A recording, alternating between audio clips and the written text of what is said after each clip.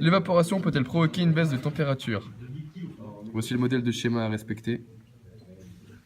L'expérience sera réalisée sous une hotte. Nous disposons donc du matériel suivant. Donc nous avons un porte-tube à essai avec des tubes à essai. Nous avons un thermomètre. Nous avons un flacon d'éther ainsi que 2 béchères de façon à y remplir de l'éther et de l'eau. Et pour finir, nous avons un torchon que nous allons imbiber d'éther. Dans un premier temps, nous versons 10 ml d'eau dans un tube à essai, que nous placerons ensuite dans le porte-tube à essai.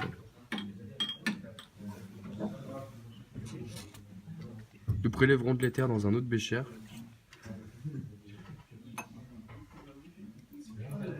Environ 10 ml aussi.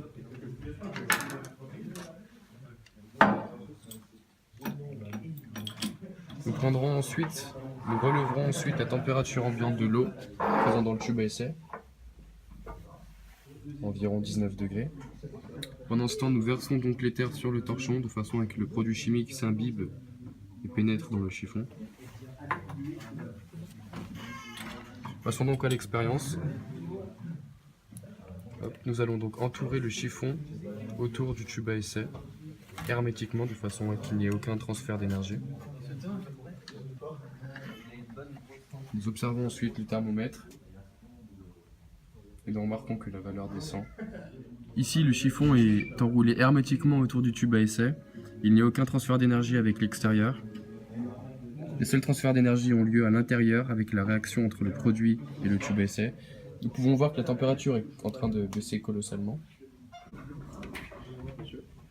Nous venons de perdre environ 7 degrés sur la température initiale.